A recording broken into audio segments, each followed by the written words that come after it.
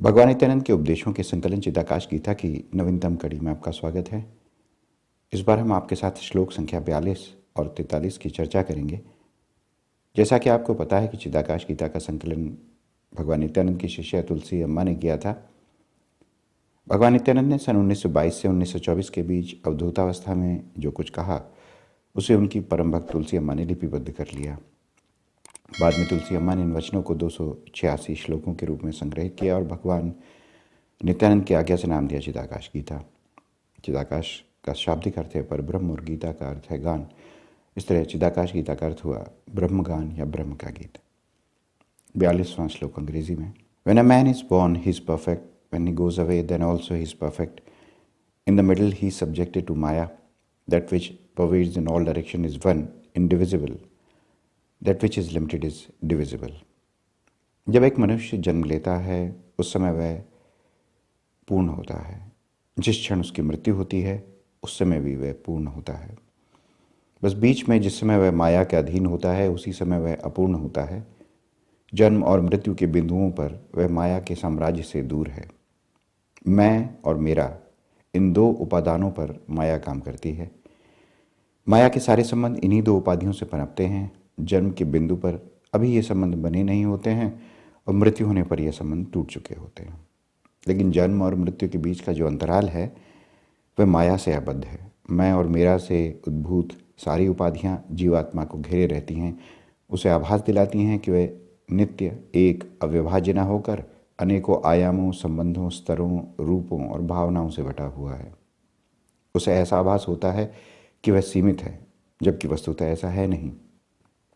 वह नित्य है, अविभाज्य है, एक ही अविभाज्य सत्ता माया में प्रतिबिंबित होकर अलग अलग रूपों में दिखाई देती है। जैसे एक चंद्र अलग अलग तालाबों में अलग अलग दिखाई देता है, जैसे सूर्य कांच के टुकड़ों में अलग अलग दिखाई देता है, ठीक वैसे ही जीवात्मा भी माया के प्रभाव से सीमित और अनेक रूपों में प्रतीत होती है।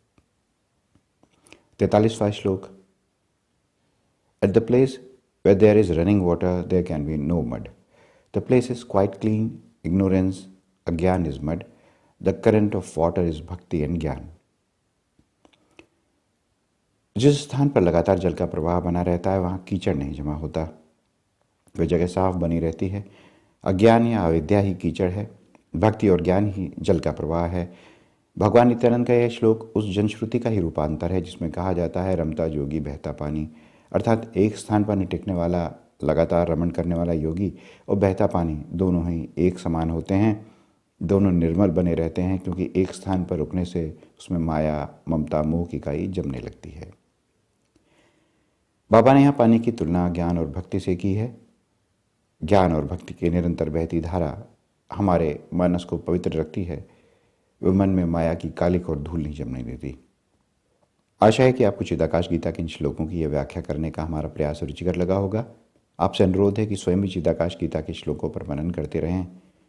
इन्हें यहाँ प्रस्तुत करने का हमारा उद्देश्य बस इतना है कि हम इस ओर आपका ध्यान आकृष्ट कर सकें, चिदाकाश गीता की व्याख्या कर सकें। हम स्वयं को इतना समर्थ नहीं मानते, बस बाबा की आज्ञा समझकर इसे उनके भक्तजनों के सम्मुख प्रस्तुत करने का साहस करते हैं।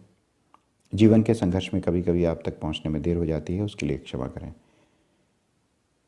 आपको हमारा प्रयास अच्छा लगा हो तो हमें लाइक करें, शेयर करें, नए हैं तो सब्सक्राइब करें। नोटिफिकेशन ऑन कर लेंगे तो हमारा वीडियो जब भी आएगा आपको पहले पता चल जाएगा। तो आज्ञा दें। उम्मीद है जल्द मुलाकात होगी।